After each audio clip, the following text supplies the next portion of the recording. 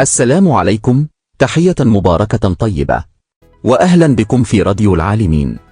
أستاذنا فراس المنير، بما أن هذه الحلقة هي الحلقة الثالثة من لباس المرأة، وبما أنك شرحت لنا من قبل من هو البعل ومن هو الأب، فهل لفضيلتك أن تكمل لنا شرح باقي الشخصيات المذكورة في الآية الكريمة؟ على الرحب والسعة أستاذ ساجد. الآية تقول: أو آباء بعولتهن، وهذا يعني أن الشخصية الثالثة التي يجوز للمرأة أن تكشف زينتها أمامها هي أبو بعلها، أي الشخص الذي ربى بعلها، سواء كان والده ورباه أيضا أم لم يكن والده ولكنه رباه. لكن لماذا يركز القرآن على التربية؟ لأسباب عديدة، منها أن الرجل عندما يربي طفلا ويتعب في تربيته يخجل أن يفكر في زوجة هذا الابن تفكيرا جنسيا، لأنه يعلم أن هذا سيدمر نفسية هذا الابن الذي يحبه، أي حتى لو لم يكن المربي شديد التدين إلا أنه على الأقل تردعه العلاقة القوية بينه وبين ابنه.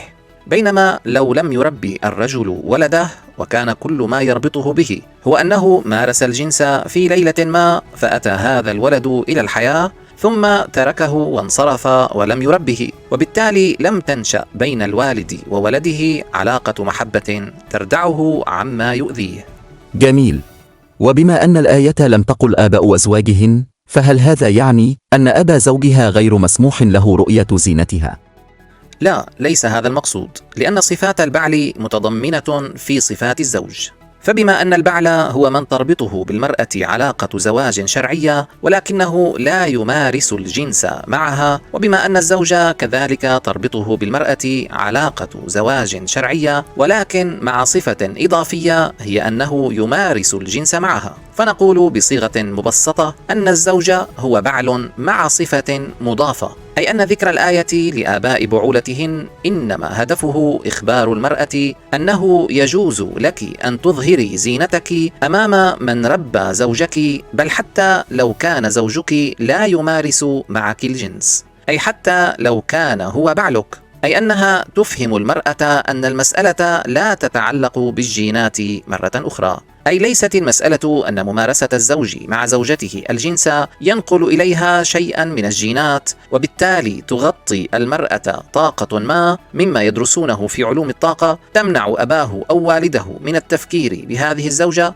الآية تنفي كل هذه الاحتمالات وتخبر المرأة أن المسألة معنوية نفسية تربوية، ولذلك لا فرق في حال كان الزوج يمارس مع زوجته الجنس أم لم يمارس ولا مرة واحدة، فبمجرد أن ترتبط هذه المرأة برباط الزوجية مع هذا الابن حتى يساهم هذا في خجل أبيه من التفكير بها. فذكرت الآية الحد الأدنى وهو البعل حتى يشمل بالبداهة ومن باب أولى الحد الأعلى وهو الزوج. كمن يمنعك من أن تصرف 5 دنانير، فهذا من البديهي أنه يمنعك من صرف 10 دنانير، فهذا نهي ضمني حتى ولو لم يصرح به، بل ليس من العقل أن يصرح به لأنه سيكون لغوا لا معنى له. عظيم.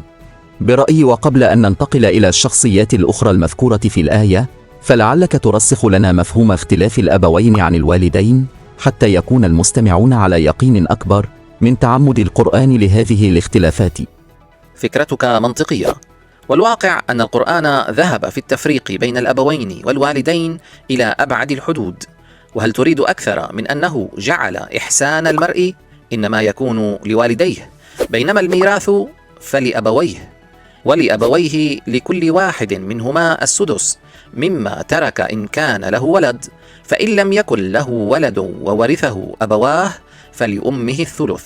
فكما هو معلوم فالقرآن جعل الوصية هي الأصل في تحديد التركة من بعد الموت، ولكن لمن لم يوصي فهناك قانون إلهي في تقسيم الميراث. والآية هنا بما أنها تتكلم عن القانون الإلهي فلقد كررت كلمة الأبوين مرتين، وكذلك ذكرت أمه ولم تذكر والدته، لأن الحديث هنا عن ميراث من المتوفى باتجاه الأعلى، أي منه إلى أبويه، فكان أبواه اللذان ربياه هما اللذين يرثانه، وبما أنه قانون فلهما حصة من التركة محددة بمقدار دقيق.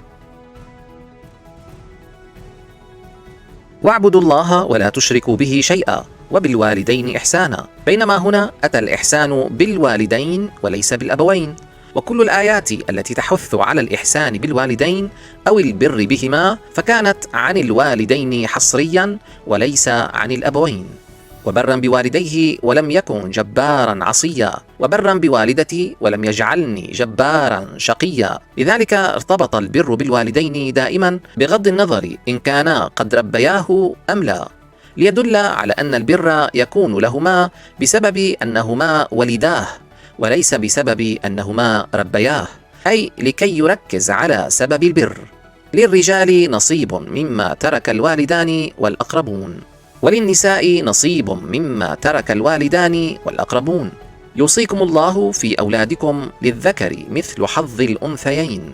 هنا عادت الآيات لتتكلم عن إرث المتوفى، لكن هذه المرة منه باتجاه الأسفل، فالقانون الإلهي جعل حصة دقيقة للأولاد وليس للأبناء، أي أن الولد يرث من والده وليس من أبيه.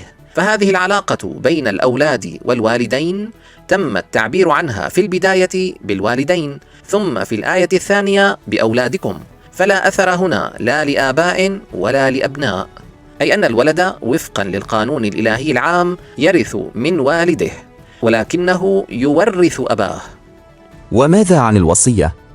بما أن الوالدين لا يشملهما القانون الإلهي الذي يحدد الحصص بدقة، فكان من الطبيعي أن يذكرا في الحالة المقابلة، وهي حالة الوصية. إذا حضر أحدكم الموت إن ترك خيرا الوصية للوالدين والأقربين بالمعروف. وجاء الوالدان مرتبطين بحرف العطف مع الأقربين، لأن الأقربين أيضا هم من تربطك بهم علاقة نسب، أي علاقة بيولوجية، كما أوضحنا ذلك في حلقة الزكاة. قل ما أنفقتم من خير فللوالدين والأقربين واليتامى، وحتى بذل المال هنا في وجوه الخير، فأتى الوالدان والأقربون بالترتيب ذاته. لكن ما الحكمة في أن يكون الإحسان بالوالدين بينما الميراث هو من الابن إلى الأبوين؟ الميراث تم توزيعه على الوالدين والأبوين، فالأبوان من خلال قانون الإرث الإلهي، والوالدان من خلال الوصية. أما توصية المؤمن بأن يحسن بوالديه تحديدا فذلك لأن الولادة في حد ذاتها هي لا تحدث المحبة بين الولد والوالدين إن لم تأتي التربية بعدها.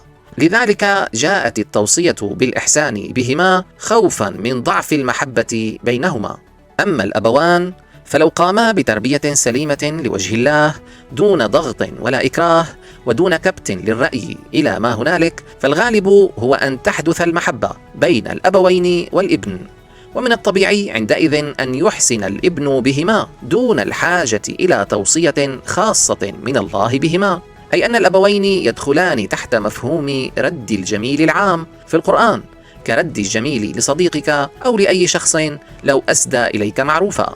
لذلك من كان والداه هما أبويه في الوقت ذاته فعندئذ يكون مطالبا بإكرامهما بشكل مضاعف. وبما أن المحبة تكون بين الابن والأبوين لذلك هو يحب أن يراهما في الجنة معه في الدار الآخرة. لذلك جنات عدن يدخلونها ومن صلح من آبائهم.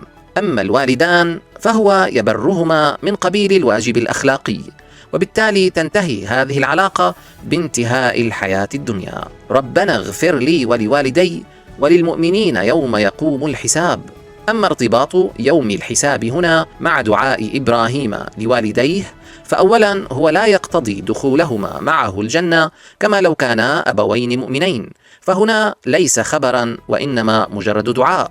وثانيا وقوع كلمة لوالدي بين إبراهيم المؤمن وبين المؤمنين يدل على أن والدي إبراهيم ماتا مؤمنين، وهذا دليل إضافي على أن والديه ليس من بينهما أبوه، لأن أباه كان مشركا، وما كان استغفار إبراهيم لأبيه إلا عن موعدة وعدها إياه، فلما تبين له أنه عدو لله تبرأ منه. كما أن الحديث هنا هو عن أب واحد مشرك، بينما في الآية السابقة فكان الحديث عن والدين اثنين مؤمنين. في نهاية هذه الحلقة الرائعة أشكر فضيلتكم على هذه المعلومات، وأشكركم أعزائي المستمعين على استماعكم، والحمد لله رب العالمين.